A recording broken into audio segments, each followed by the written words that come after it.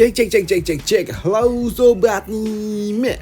Kita gas lagi dah Shenlang. Dan seperti biasa yang mau ngasih gua kopi bisa banget lah baca di deskripsi. Dan baru balik gawe ini jam berapa ini?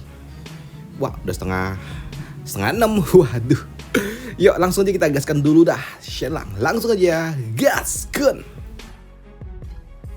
Review sedikit dari part sebelumnya. Saat ini Shenlang dan juga Putri Ningyan mereka pun telah melihat kemampuan edan yang dimiliki oleh Dumi yang sungguh luar biasa hebat, hingga membuat mereka berdua sungguh sangat kagum.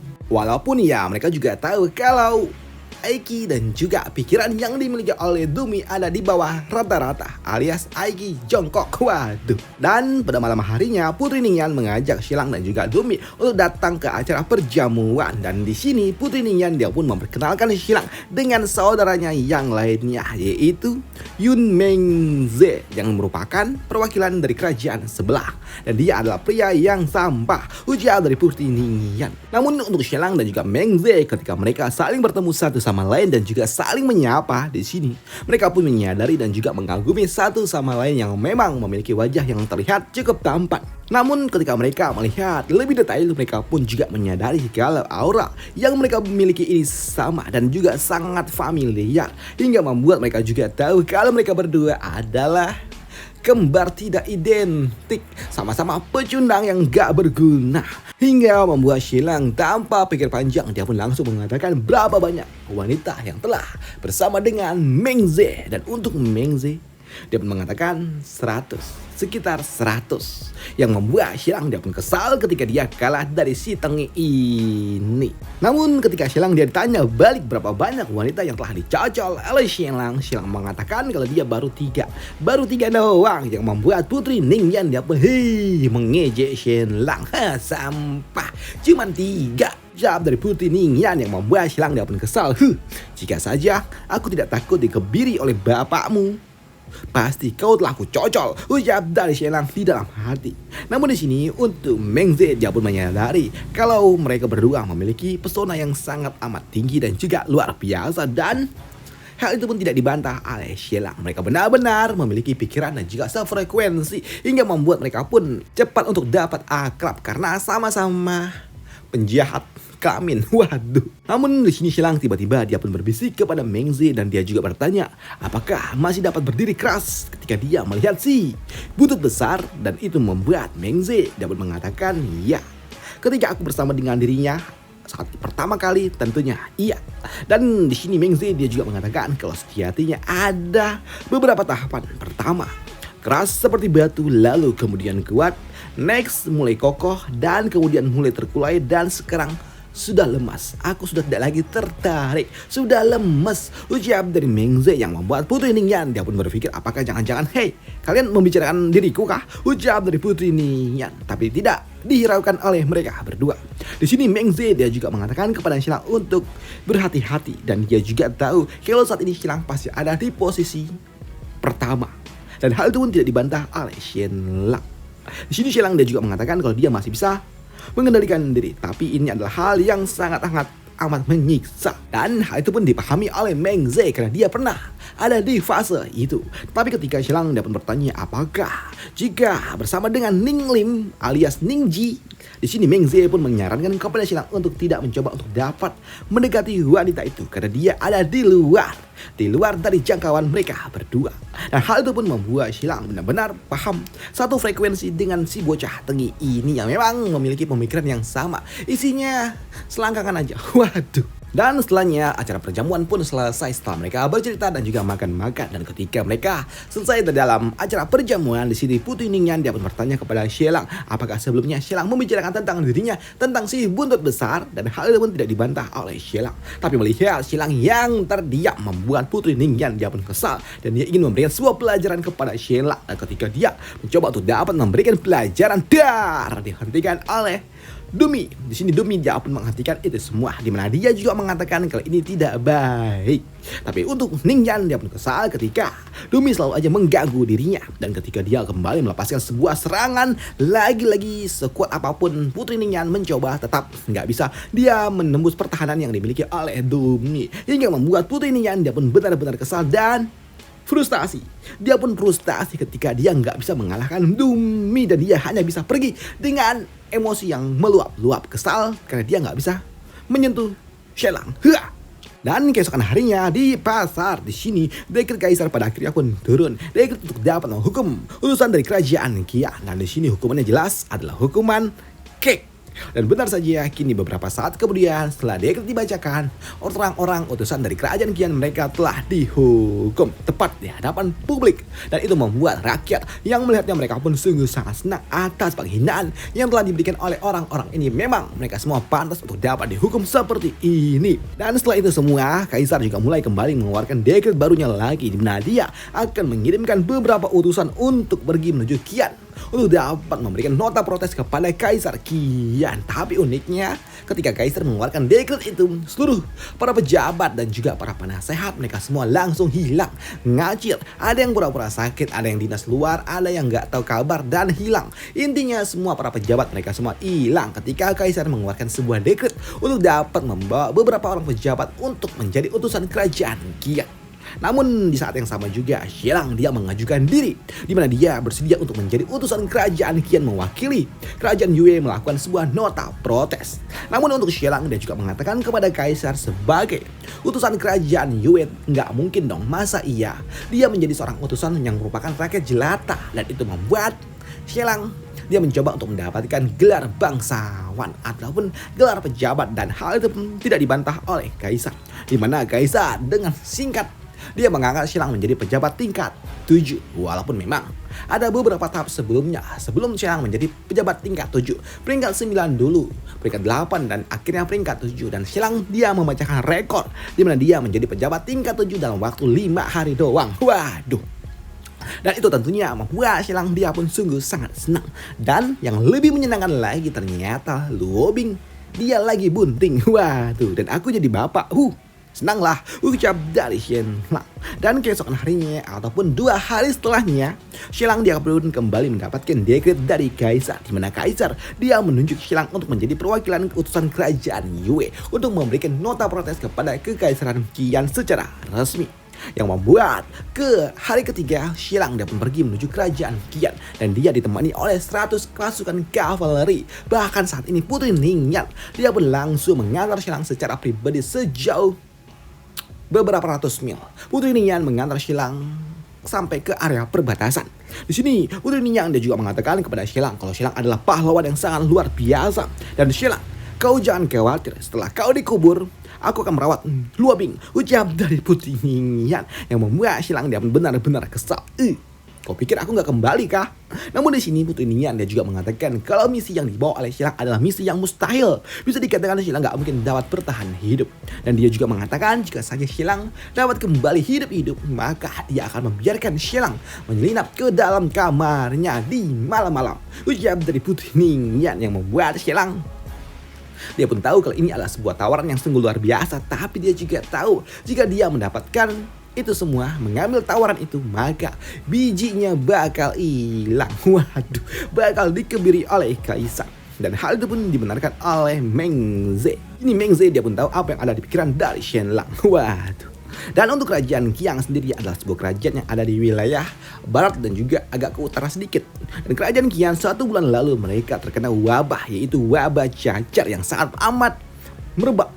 Dan untuk kerajaan Qian dipimpin oleh seorang raja yang sangat amat brutal. Bahkan dia memilih untuk dapat menyingkirkan rakyatnya yang telah terinfeksi oleh virus cacar.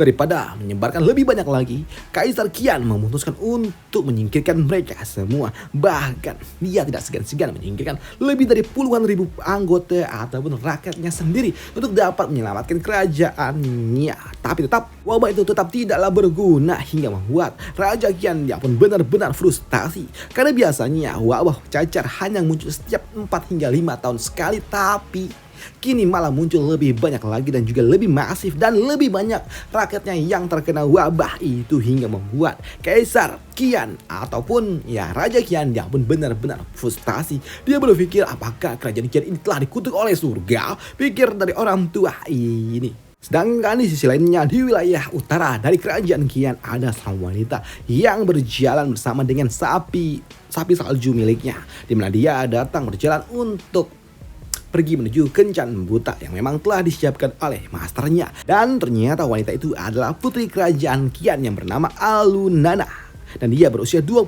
tahun dan dia adalah wanita yang sangat amat kuat. Bahkan dia telah menjadi prajurit terkuat yang ada dimiliki oleh kerajaan Qian versi wanitanya. Dia memiliki tubuh yang sangat besar. Bahkan di ketika usia dia baru 8 tahun aja, tingginya udah 1,7 meter, 170 cm di usia 18 tahun. Dan ketika dia usia 13 tahun, dia udah setinggi 1,9 meter, 190 cm. Buset, tinggi. Waduh. Dan yang paling unik ternyata bukan cuma tinggi dan besar, tapi dia juga sangat brutal dan juga kuat. Dia sangat kuat dan juga brutal, bahkan dia ditakuti oleh orang-orang. Namun kebrutalannya ternyata tidak berpengaruh ketika dia menghadapi seorang wanita cantik yang tiba-tiba saja datang. Karena wanita itu dia juga sempat memberitahukan kepada Putri Aluna kalau dia tidak akan mungkin dapat bertahan hidup panjang jika dia bersikap terus seperti ini. Yang tentunya membuat Putri Aluna dia pun benar-benar kesal dan tidak terima. Tapi ternyata Putri Aluna nggak berguna di hadapan dari wanita cantik itu. Hanya dalam satu gerakan Putri Aluna dapat dikalahkan. Tapi uniknya di sini Putri Aluna ketika dia telah dikalahkan oleh wanita misterius itu, justru di sini wanita misterius itu dia pun mengangkat Putri Aluna menjadi murid pribadinya. Dan saat ini Putri Aluna dia telah diutus oleh masternya untuk menghadiri kencan buta yang telah disiapkan oleh masternya itu. Sedangkan di sisi lainnya di puncak gunung yang sama saat ini ada seorang wanita yang berdiri dari kejauhan. Dia memantau Putri Aluna dan siapa lagi jika bukan masternya. Dan ternyata masternya adalah Nona Xueyin Luo. Ya, Nona Xueyin aja lah. Dan ternyata dia nggak seorang diri. Dia ada di tempat itu bersama dengan Grandmaster Zong. Dan di sini Grandmaster Zong dia pun menyadari kalau master ini, wanita cantik ini, dia sedang sakit. Hingga membuat Patua Zong dia pun menyarankan akan memperkenalkan master cantik ini dengan seorang ahli medis yang dia kenal, dan mungkin saja dia dapat membantu menyelamatkan wanita ini yang memang sedang sakit keras. Tapi untuk wanita ini dia pun mengatakan enggak perlu. Dia pun mengatakan kalau dia sudah berusia cukup lanjut, dan dia juga mengatakan sudah enggak apa-apa jika dia memang harus pergi dalam waktu dekat karena dia memang sedang sakit keras. Dan kan di sisi lainnya utusan kerajaan Yue pada akhirnya mereka telah tiba di area perbatasan, dan untuk Putri Ningyan dia telah kembali. Dan saat ini hanya Xilang dan juga para utusan serta dua pasukan penjaga miliknya, yaitu Dumi dan juga Nona Fang. Tapi uniknya di sini Xilang dia juga menyadari kalau saat ini Xishan dari tadi dia ngelirik Nona Feng yang merupakan pengawalnya, hingga membuat Xilang dia pun berpikir apakah jangan Xishan dia suka sama Putri ataupun Nyonya Feng. Waduh, ternyata Xishan dia memiliki selera yang aneh. Pikir dari Xilang, mengingat Nona Feng mukanya pas-pasan. Waduh. Dan tanpa terasa ternyata Xilang dan juga rombongan mereka telah berjalan selama 10 hari menuju kerajaan Qian. Dan ketika mereka tiba di wilayah dari kerajaan Qian, mereka pun langsung disambut oleh 5.000 pasukan yang tentunya mengejutkan bagi Xilang. Dan untuk pasukan itu dipimpin oleh Nona Aluna secara pribadi, dan Xilang dan juga pasukannya langsung dikelilingi oleh 5.000 pasukan yang dibawa oleh Nona itu. Pun melihat wanita itu membuat Xilang dia pun berpikir apakah jangan-jangan inikah wanita yang telah ditakdirkan untuk bersama dengan Dumi. Pikir dari Xilang. Dan untuk wanita Aluna ataupun Putri Aluna dia pun bertanya apakah yang ada di depannya ini adalah Xilang yang merupakan utusan dari kerajaan Yue, dan hal itu pun dibenarkan oleh Xilang. Ya, ini aku, ucap dari Xilang. Dan ternyata 20 hari sebelumnya Raja Qian dia telah mendapatkan sebuah informasi tentang utusan yang telah dihukum oleh Raja Yue. Dan di sini dia pun benar-benar marah ketika dia mendapatkan sebuah kabar kalau utusan kerajaannya telah disingkirkan oleh Kaisar Yue. Namun dia juga mendapatkan sebuah pesan dari utusan yang dikirim oleh keluarga Su, di mana keluarga Su mereka membawakan 100.000 koin emas untuk Raja Qian, di mana keluarga Su juga meminta kepada Raja Qian untuk segera menyingkirkan seseorang, siapa lagi jika bukan Xianlang. Dan untuk Raja Qian dia pun setuju menerima tawaran itu, mendapatkan 100.000 untuk dapat menyingkirkan Xianlang. Dan ketika dia mengingat kalau utusannya telah disingkirkan oleh Kaisar Yue, membuat petua ini dia pun benar-benar marah, yang membuat di sini Putri Aluna dia pun secara pribadi akan mengurus Xianlang. Dan itulah membuat kenapa Putri Aluna ada di garis depan dan dia ingin segera menangkap Xianlang. Tapi untuk Xianlang dia pun nggak peduli dengan itu semua karena dia ada bersama dengan Dumi. Dan dia pun mengatakan kepada Dumi kalau wanita yang ada di depannya itu adalah istri dari Dumi, calon istrinya. Bahkan dia juga mengatakan kepada Putri Aluna kalau ini adalah sosok pria ataupun calon suami dari Putri Aluna, hingga membuat Putri Aluna dia pun bingung lah. Hei, apakah diakah yang dijodohkan dengan diriku? Pikir dari Putri Aluna. Dan ketika Putri Aluna dia melihat Dumi, dia pun tahu kalau Dumi sungguh sangat besar, bahkan lebih besar daripada dirinya. Dan ini masuk ke dalam tipe dirinya. Waduh. Tapi untuk Dumi ketika dia melihat Putri Aluna langsung jatuh cinta. Waduh, jatuh cinta pada pandangan pertama, yang membuat Bumi benar-benar kesem-sem. Namun melihat Shelang dan juga mendengar apa yang diucapkan oleh Shelang, membuat Putri Aluna dia pun sempat menarik pasukannya. Dan dia juga bertanya kepada sosok yang ada di depannya, apakah kau murid dari Zhongchu? Dan hal itu pun dibenarkan oleh Dumi. Ya, aku murid terakhirnya. Dan kau, apakah kau adalah murid terakhir dari mastermu? Ucap dari Dumi yang membuat Putri Aluna sadar betul kalau ini sosok pria ini adalah pria yang otaknya dangkal. Waduh, ternyata dia dangkal. Tapi di sini untuk Putri Aluna dia juga bertanya apakah dia datang ke tempat ini untuk kencan buta. Dan hal itu pun membuat Dumi dia pun bingung dengan apa maksud dari kencan buta, yang membuat Shelang dia pun membisikkan kalau kencan buta adalah menikah dengan dirinya, tidur bersama dengan dirinya, dan punya anak. Yang membuat Dumi dia pun membenarkan itu semua. Dan dia juga mengatakan kalau dia ingin menikahinya, tidur, dan juga punya anak. Ucap dari Dumi secara lantang, yang membuat mereka semua pun tertawa dengan apa yang diucapkan oleh Dumi. Tapi tentunya itu akan sangat amat berbahaya ketika mereka mendapatkan lirikan tajam dari Putri Aluna. Waduh.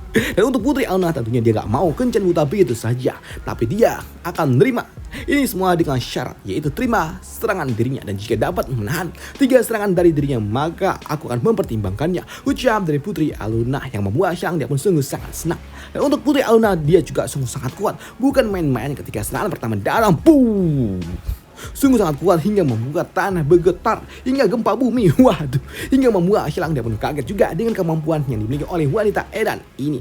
Dan untuk serangan kedua di sini Putri Aluna juga sungguh sangat kuat hingga membuat Dumi dia sempat terdorong beberapa langkah. Namun melihat Dumi yang sungguh sangat kokoh tentunya membuat Putri Aluna dia pun benar-benar kaget. Bagaimana mungkin 2 serangannya dapat dipatahkan dengan cukup mudah, hingga membuat Putri Aluna dia harus menggunakan energi internalnya untuk dapat menjatuhkan Dumi. Dan ketika dia menggunakan energi internalnya di sini, Dumi dia pun terdorong beberapa langkah, tapi dia tetap masih dapat menahan serangan yang diberikan oleh Putri Aluna, hingga membuat Shelang dia pun sungguh sangat senang. Yes, seperti yang diharapkan dari Dumi, ucap dari Shelang. Dan untuk Putri Aluna dia pun mengatakan kalau Dumi dia layak untuk menjadi calon suaminya. Ayo kita lanjutkan ke acara kencan buta kita, ucap dari Putri Aluna. Tapi di sini untuk Dumi dia pun bingung dengan apa yang harus dia lakukan, hingga membuat di sini Putri Aluna dia pun kesal dan dia memutuskan untuk menggagalkan acara kencan buta ini. Gak ada kencan buta. Dan dia juga mengatakan kalau kencan buta udah berakhir dan sekarang kau boleh pergi, ucap dari Putri Aluna yang membatalkan kencan buta, yang membuat Shelang tentunya dia pun kaget. Apalagi saat ini Putri Aluna juga mengatakan kalau Shelang adalah utusan dari kerajaan Yu yang telah menyingkirkan pasukan miliknya, utusan kerajaan Qian, hingga membuat kini Shelang harus dihukum. Dan itu membuat kini Putri Aluna dia pun kembali mencoba untuk dapat menyerang Shelang. Tapi ketika serangan itu datang di sini, Dumi dia pun menghentikan Putri Aluna, hingga membuat Putri Aluna dia pun kesal. Dan dia meminta kepada 5.000 pasukan miliknya untuk segera menyingkirkan Shelang, yang membuat Shelang langsung keringat dingin ketika dia harus menghadapi 5.000 pasukan milik lawan. Dan apa yang akan dilakukan oleh Shelang ketika dia dikepung oleh 5.000 pasukan itu akan kita bahas di part lanjutannya aja. Dan sampai jumpa, bye, thank you.